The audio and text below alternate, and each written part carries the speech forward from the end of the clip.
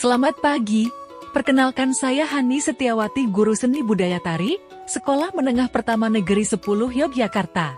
Pada pertemuan kali ini, kita akan mempelajari materi jenis-jenis tari tradisi. Adapun tujuan pembelajaran antara lain, satu peserta didik mampu mengkategorisasikan jenis tari tradisi berdasarkan koreografi dan fungsi secara berkelompok. Dua peserta didik mampu mengkategorisasikan ciri-ciri dan contoh tari tradisi berdasarkan koreografi dan fungsi secara berkelompok.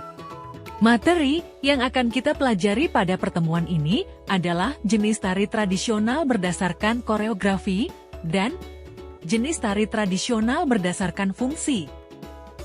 Jenis tari tradisional berdasarkan koreografi dibagi 3 bagian, yaitu 1. Tari rakyat, 2. Tari klasik, 3. Tari kreasi baru.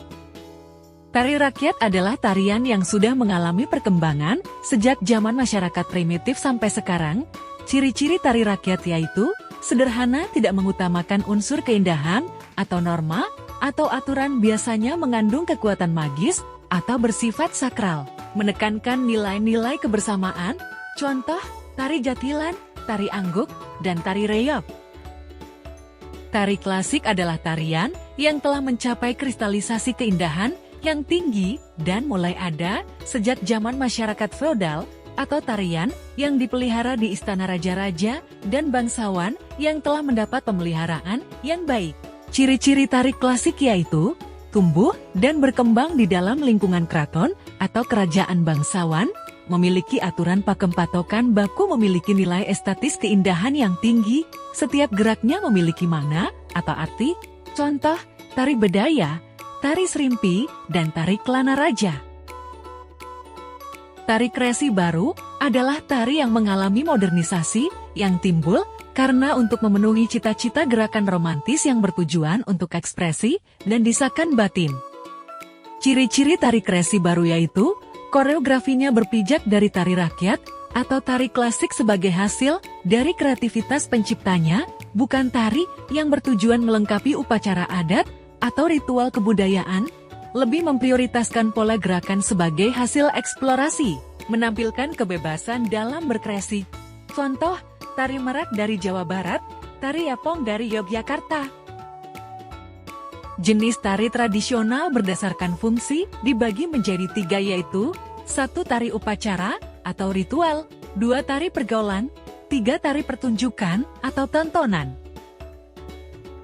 Tari upacara atau tari ritual. Sejak zaman Hindu, masyarakat Indonesia telah menggunakan tari-tarian sebagai sarana komunikasi dengan Tuhan. Contohnya, di Bali masih banyak dijumpai tari-tarian yang dilakukan di tempat ibadah agama Hindu pura sebagai sarana komunikasi pemeluk Hindu dengan para dewa. Ciri-ciri tari upacara yaitu merupakan sarana komunikasi dengan Tuhan atau dewa atau leluhur, memiliki tingkat kesakralan yang tinggi, dilakukan pada waktu tertentu, memiliki penari dan tempat terpilih untuk melaksanakannya terdapat sesaji. Contoh, tari huduk dari Dayak, tarian untuk memohon agar hasil panen melimpah. Tari Sangiang Jaran dari Bali, tarian untuk tolak bala. Tari pergaulan adalah jenis tari tradisional yang berfungsi untuk menciptakan kegembiraan, kemeriahan suasana pada upacara-upacara adat perkawinan.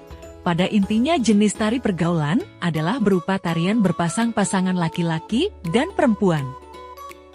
Ciri-ciri tari pergaulan yaitu bersifat sosial, sarana komunikasi dengan lingkungan dan sesama, sebagai penyemarak atau menciptakan suasana gembira, biasanya berupa tarian pergaulan atau berpasangan laki-laki dan perempuan.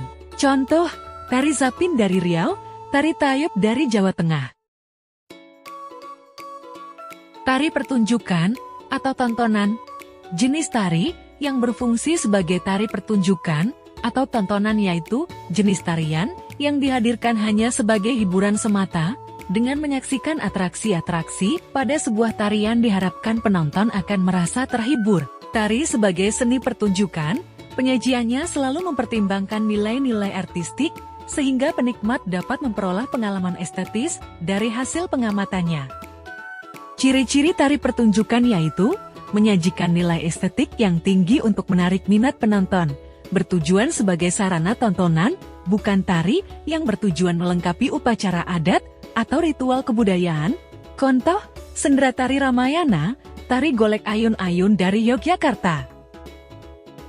Demikian materi yang bisa kami sampaikan. Terima kasih dan salam budaya.